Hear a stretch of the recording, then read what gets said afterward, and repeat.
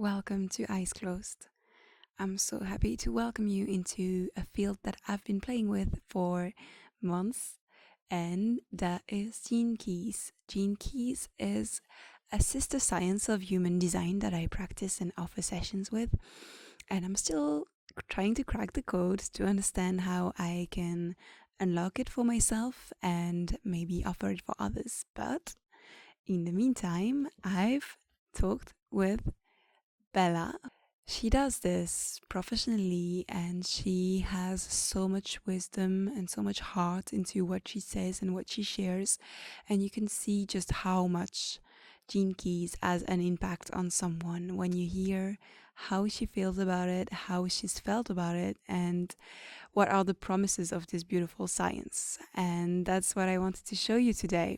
That when we dabble into things like astrology or human design or any kind of esoteric science that has a say in where we're at and what we were born with and what might be our purpose, well, those things, they actually change you. And I'm here to show you that it's wonderful to invest in yourself, to invest in your self discovery, and that is just one of those episodes. So, if you don't know anything about human design, I'm going to redirect you to this episode where I talk about the impact that human design and living according to my design has had for the past, well, 2 years. And I'm also going to redirect you to the many different places in which Bella Krystal is sharing in her wonderful community Living Matrix. She's sharing every day about an aspect of Gene Keys, and it's inspiring and it's a beautiful space to be in. So, thank you. Thank you very much for being here. Thank you for having listened to all those episodes. And I want to tell you that in the past weeks, I've been offering Reiki for free in the shape of group healings. That was an episode that was here a few weeks ago. I linked it. And I'm offering more of those healings on my Instagram in the live function. So follow me and turn your notifications on because I'll be popping in whenever I have a message coming from my guides. Whenever there's something that just pops and that wants to be listened to, I'll be sharing it. So have fun, enjoy, and I highly recommend you to check out your Gene Keys profile and to start investigating into what those keys mean, what your golden path might be, and how you can radiate more and more into your true authenticity. So I'm going to put a link so that you might discover, well, all the new features that Gene Keys has, because Gene Keys is evolving and it's including more and more data and more understanding of the psyche and of our soul and of just energy. So the link is in there so that you can create your own hologenetic profile, which is based on your birthday and birth hour and location, and start investigating. Thank you. See you soon. So, welcome, Bella. Thank you so much for your time and thank you so much for your energy. I'm so happy to welcome you to Eyes Closed. Thank you. So I'm very interested by what you do, by your perspective on actually those different sciences. So you work with human design and with gene keys. How did you discover the gene keys? So I basically couldn't, I got into them at the same time, and I feel like that was the most important thing that could happen to me, because I know many people go into one system and then there is a bit of a resistance to invite the other in.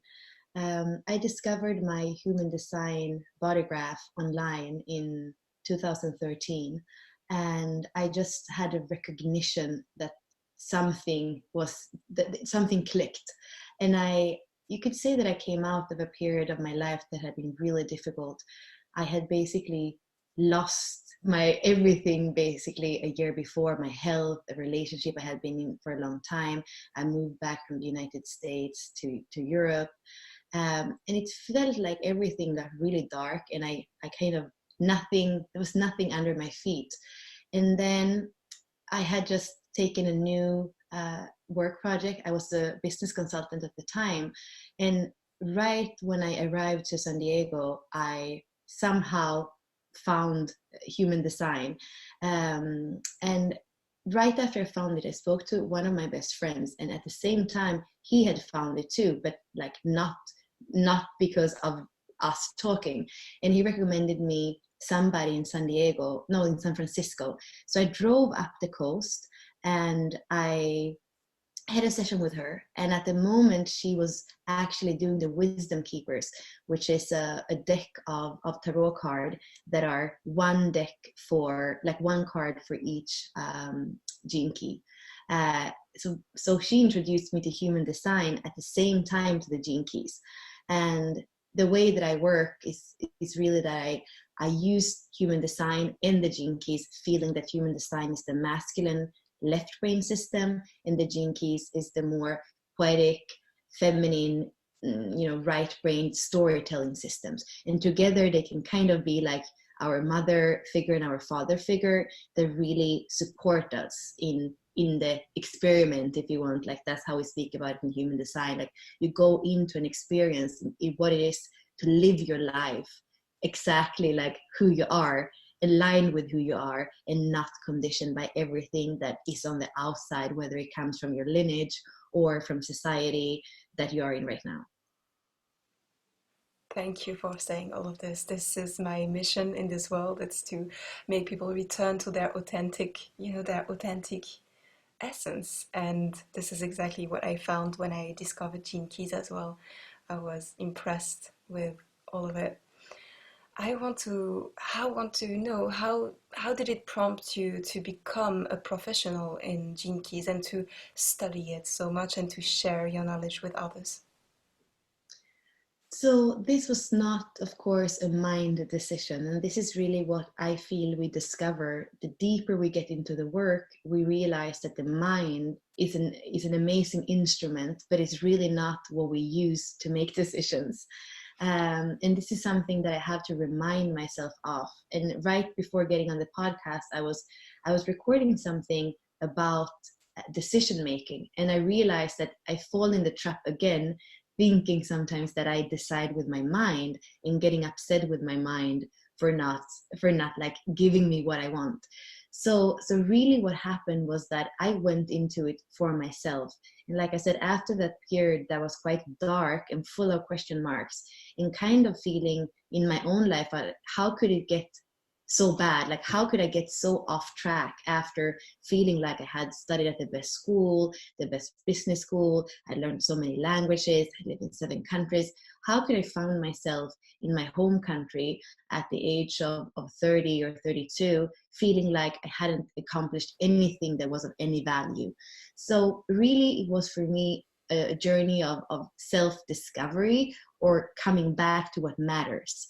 And I guess for 2 years almost, I was using it for myself, and I was getting deeper and deeper, and also threading human design with the gene keys.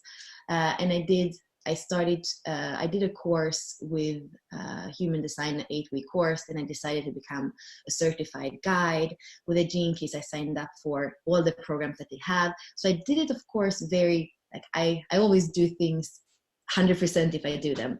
It wasn't until 2 years later that when I worked with companies and management teams that I realized that human design, and especially the connection charts, when you put 2 people's charts on top of each other, or even more than 2 people, you can see themes that are challenges, or themes where there's like synergy, and how you can use that in team dynamics to really understand the energy between people, and especially, of course, when there are like people that need to collaborate in order for a company to work, or in order for increased profit.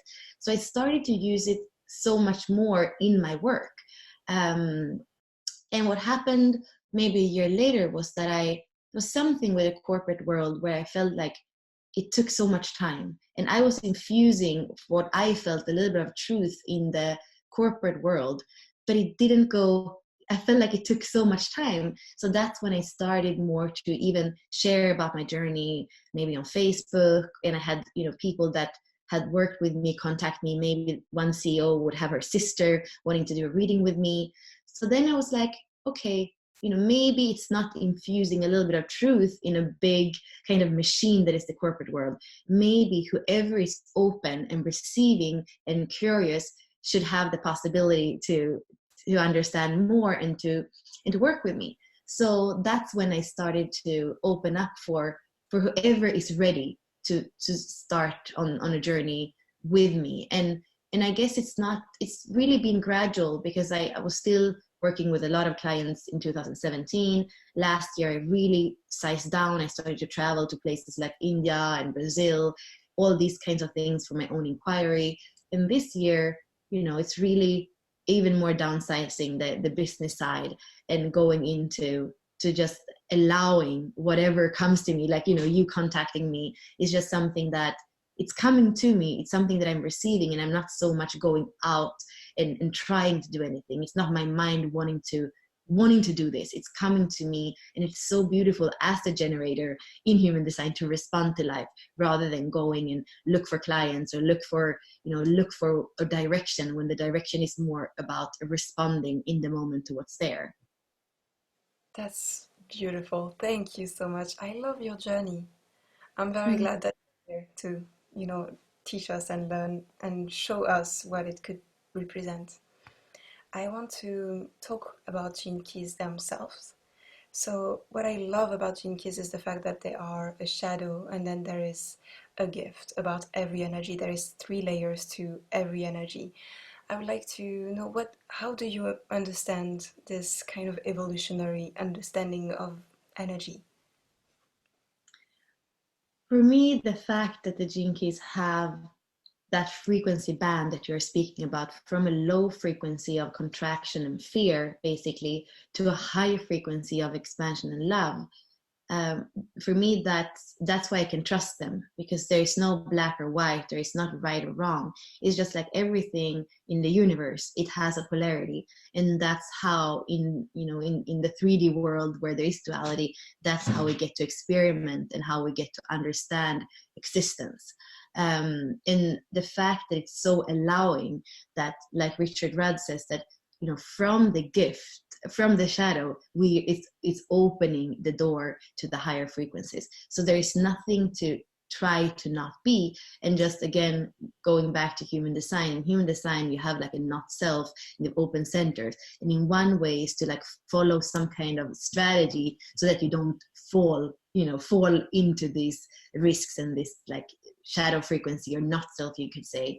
And with the gene keys, you don't have a wrong way of doing it.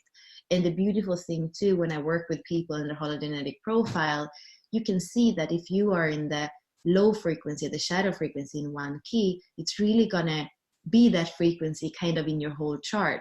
So it also gives you clarity of how you vibrate right now, and a kind of a choice. But it's not a choice by a determination to jump up to the gift, but an allowing and an understanding and a pausing in the shadow will open up for you to be able to transcend that and actually start to maybe see or feel or long for the gift. So it's a very kind of natural and allowing way, a very feminine and receptive way, instead of an action-oriented determination to jump up a frequency, if you want. That's how I see it.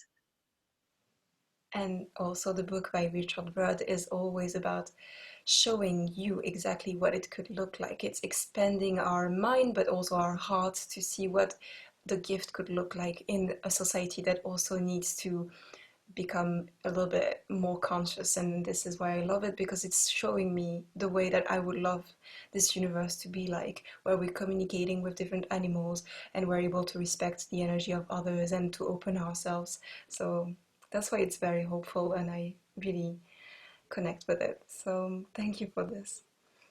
So when we go on the gene keys chart, we're actually creating something that is called the hologenetic profile, and there's a few different spheres.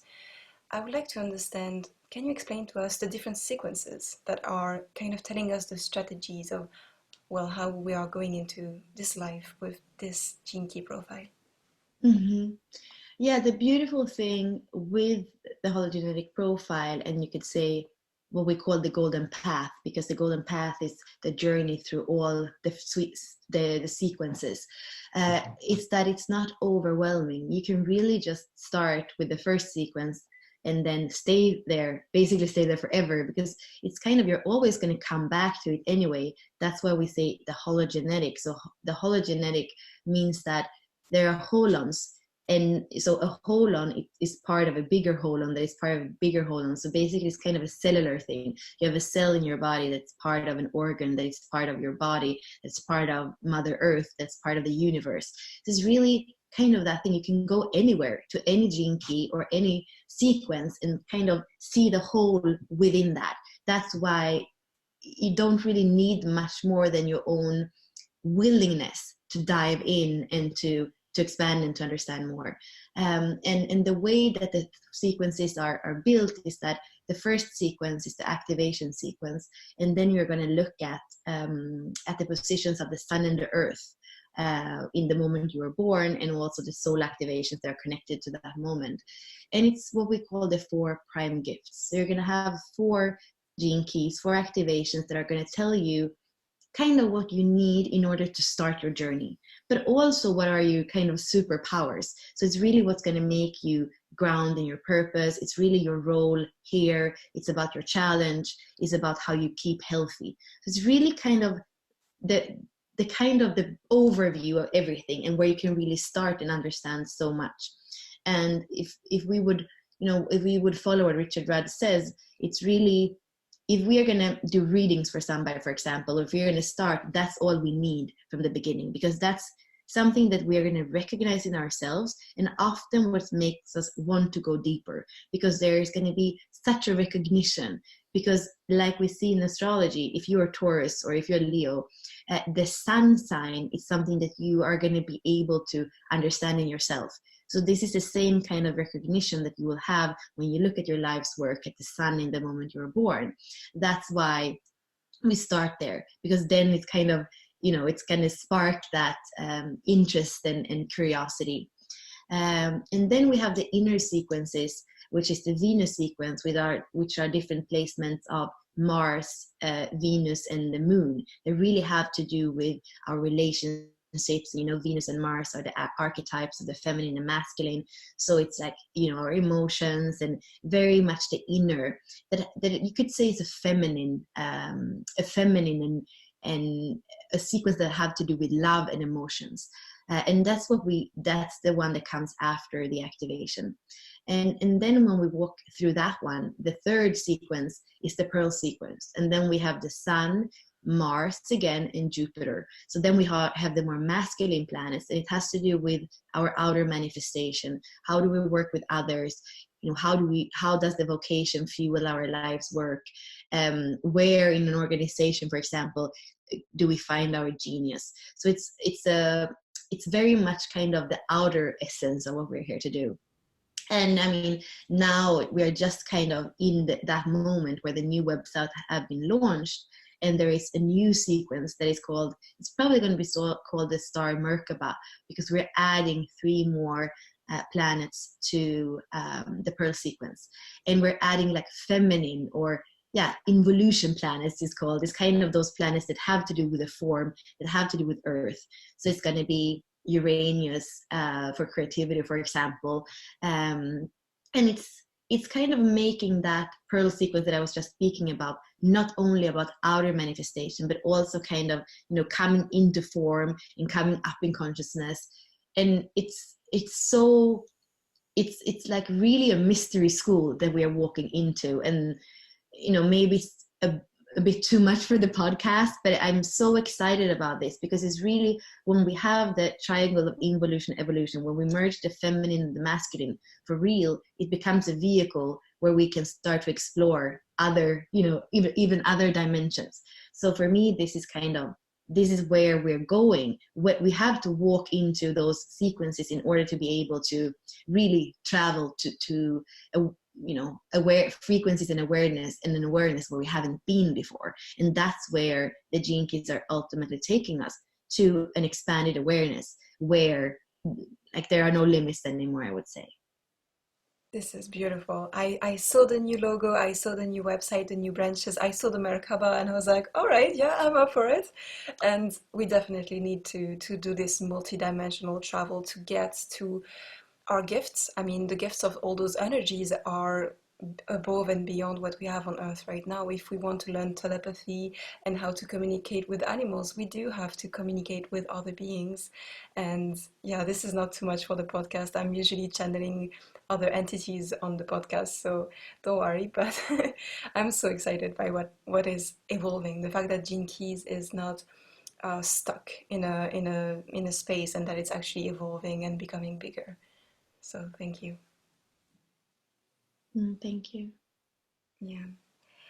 I want to know, what is your favorite aspect or your favorite sphere in Gene Keys? What is the thing that you want to start all of your sessions with? So I'm probably somebody, I'm a fourth line, a 4-6 in my profile. So that's what you can see from your activation sequence if you look at the dot after the actual gene key, which means that I'm a networker. It means that I'm somebody who always connects with people kind of where they are at. So I love to do that. At the same time, if I would say what is my passion, and that is connected to what we just said about the Merkaba, my passion and my discovery, you could say, in like exactly like you say, it's a living transmission, and once you're in it, you or me or anybody, we're going to start receiving wisdom from the transmission. It's like it's not a person, it's not Richard Rudd, it's really a wisdom that's there and it can speak to us. So for me, since last year, when I was actually in Brazil and I was taking time off in the jungle, and I was changing my life to be more receptive and more in my feminine, I received, you can say that I received wisdom about the sphere that is in the very, very middle of the hologenetic profile. So in the current profile, it says the SQ. So this is Venus on the sign side, or the Venus in the soul activations, which is the sign if we look at human design. And when we speak about it in the Venus sequence, we say there's the inner child. It's the developmental phase in your life from 0 to 7 years old. And it's also your physical, because when you're 0 to 7 years old, you're too young to process anything emotionally in your EQ, or intellectually in your IQ, which are two other activations in that same sphere, in that same sequence. So what I received is at this point is also, I mean, it's also what we call the love point. It is also the seed of your Kundalini, of your life force. And when we start with a star pearl and the Merkaba, what happens is that we add a planet in that same position, which is Saturn. So in the same position, in the middle of the chart, we're going to have Venus and Saturn together, merged as one. And this is something so beautiful, because it's the feminine and the masculine as that seed, or the feminine and the masculine coming together, and the merging becomes a third, it becomes the relationship, it becomes the love or the Merkaba between them. And it's also the point of our stability. If the feminine and the masculine in the very, very middle of that central point of our chart, if they are not dancing in harmony, if their marriage is not stable, there's nothing else in the chart that can really be stable. So this is really, really, really my passion, because it's also the point of connection between the Venus sequence and the Pearl sequence. It's really in that merging between the inner and the outer. And what I've been looking at the last year is really how we can look at those two activations. We can look at the shadow of Venus and the shadow of Saturn and see what happens when the marriage is not in harmony. We can look at the gifts and see how they can basically fall in love with each other. So, and also the fact that I'm all about the physical body, about health, about tantra, about understanding how energy moves, to be able to go into the very, very point of origin, our own life force, that seed when the child is made, basically, and where we are in that core of the cellular, of the physical, where we have only the cell memories that are done because we're so young. So it's before blockages, in a way. So to go to that point and look at it from from a perspective that we both can see the physical body, we can see the inner child, we can see our sexuality, we can see our vitality. For me, that is so core. And that's where I kind of want to take everybody, and where also my own background of Tantra, of, you know, health, of Gene Keys, that where everything merges. So that's absolutely my passion. And also, like you see, that one is connected to the core, which is the core wound on one side, and on the other side of the sequence is connected to the EQ, which is our emotional body. And those are also points where I see that many times in society today, we're trying to distract ourselves out from this because it's too hard to feel. And my understanding is that if you really want to transcend, distraction is not going to be the way of doing that. So kind of just seeing what it is that we need to include in order to be able to really tap into this and get into the truth and the intelligence and the wisdom of this position. Thank you. I love Saturn and Venus together. It's like reestablishing the order by also just like evolving femininity and just, you know, letting it be a part of the way we understand order. Because they might, you know, think it's chaos, it's just so flowing, but it's actually just like it has an order of listening to yourself. Your intuition is not a wave that is destroying everything. Your intuition is a beautiful whisper that tells you what is the next path. So I love the fact that they're together. About the SQ, I see that as it is the only one that is being crossed by the four different spheres in your activation sequence. So I wanted to know, how do you understand like evolution has to pass by the core of the charge, the SQ, in order to become the radiance? Exactly. This is, you know, I get chills when you ask me this because I don't often get to speak about it. And there's something when I get chills when, you know, I know that we're tapping into something that is important, right? So I feel like you're just adding to what we just said, the magic and the importance of, as human beings in 3D, everything has to pass by the physical, by the cellular, by the DNA, because the very mutation of what we are mutating to, or what we are repairing, or where we're transcending to, has to go by that densest layer. Because if it goes through the densest, it's going to go through all the more subtle layers. So, you know, the emotional, the mental, the spiritual. And there's just showing us that wherever you go, whatever sequence, whatever, whether you go backwards or forwards through the sweet sequences, through the golden path, there's you're always going to be taken back to that SQ, which Richard also speaks about as the 0 point or the love point. And you have the pathway of realization on one side of it and the pathway of love on the other side of it. So it's kind of really telling us that it has to go through that, and you also need to go back to that very first, the 0 to 7 years old. There are secrets in there that we are not here to forget about.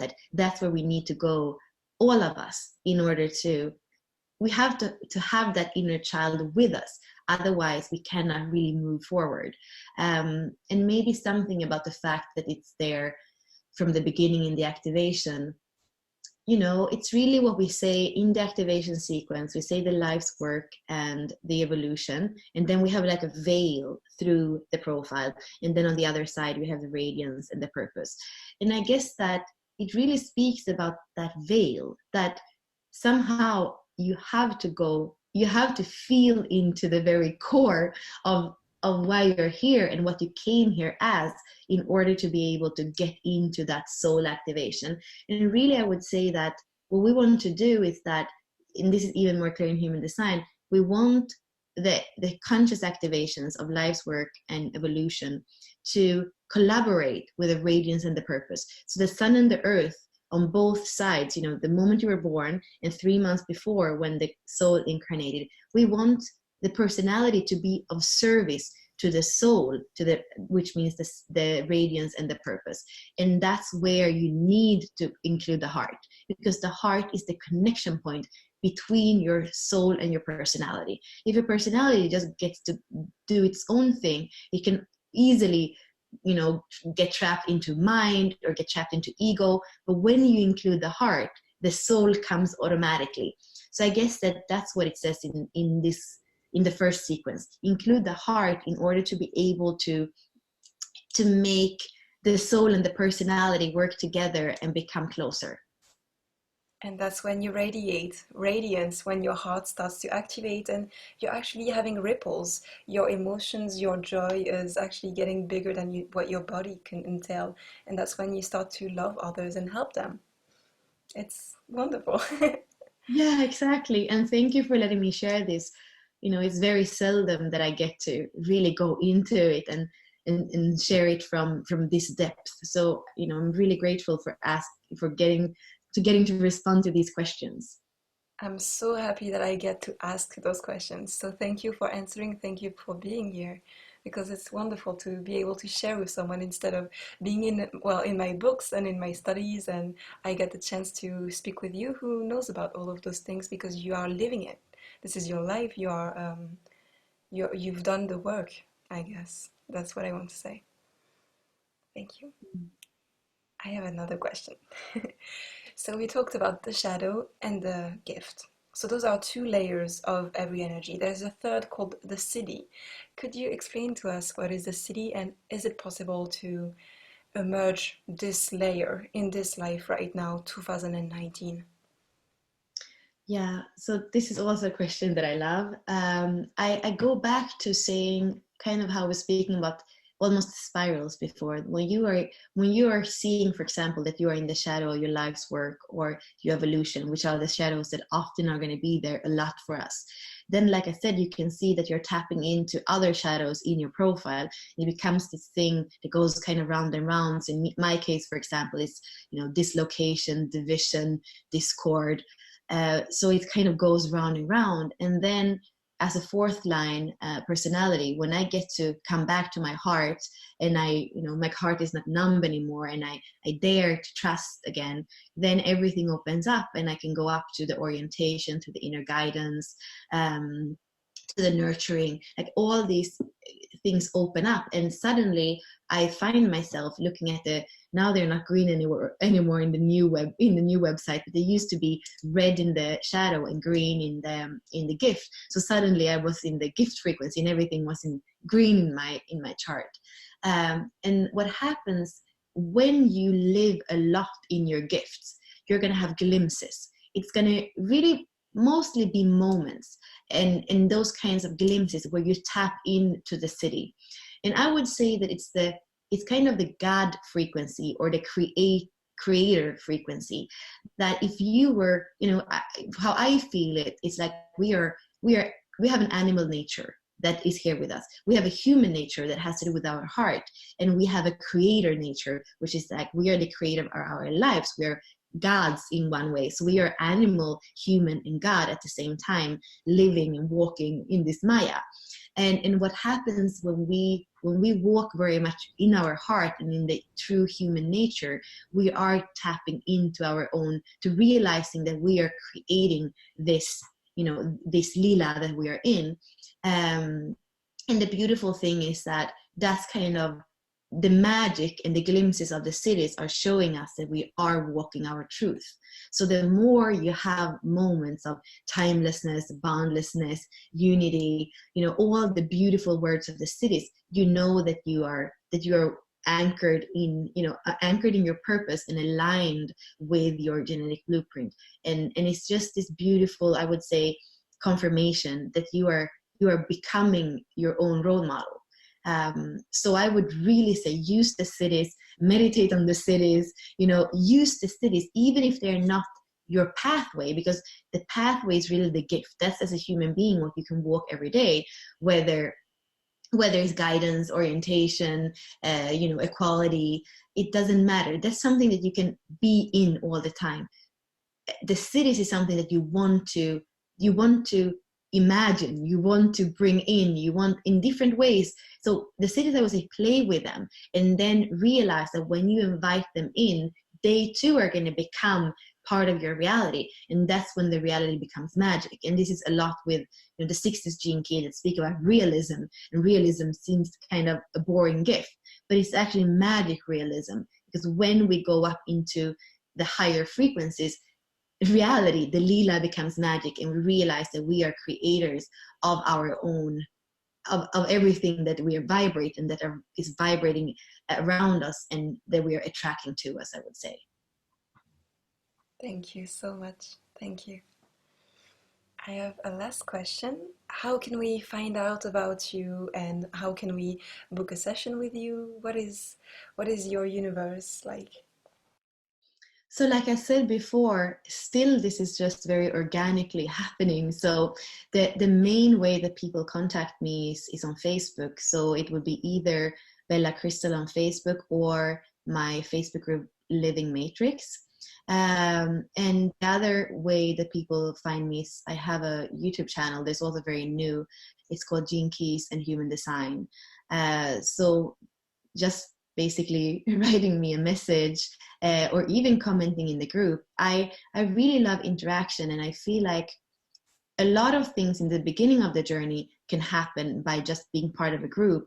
Not we don't have to commit before it really resonates. So the curiosity of starting, and also what I feel, this is important in the Gene Keys groups, I feel there's a lot of respect and a lot of curiosity, and it's a group field that I feel is so open and loving. And sometimes in the human design groups I feel a little bit of a certain way that we have to interact, and that we have to be, and that we have to be very very, how do you say, faithful to exactly that specific teaching. And what I want to invite, especially in Living Matrix and those groups where we speak not only about the gene keys, but we can bring in different systems, is that that can be a good start. Because what I share in the world is not a teaching, it's more like how can we start to weave and synthesize those things. So I would say, if you resonate, then book a session with me, but really start to just tap into those, to the videos and to other people posting things. And if you resonate with a group field, then go deeper, and then maybe get an exploration with your own charts, and understand more, and just take it natural, the way that it comes, and what resonates. Because your truth, like you said, when we tune inwards and we tune into the heart, we know what's right for us, and it's easy. It's not even a decision, it kind of just goes naturally. Yeah. Thank you so much, Bella. Thank you so much. Have a great night. Thank you so much for everything. Yeah, thank you so much again, and for letting me go to this depth is something that I feel really moved by it. So yeah, really, really big thank you. Thank you.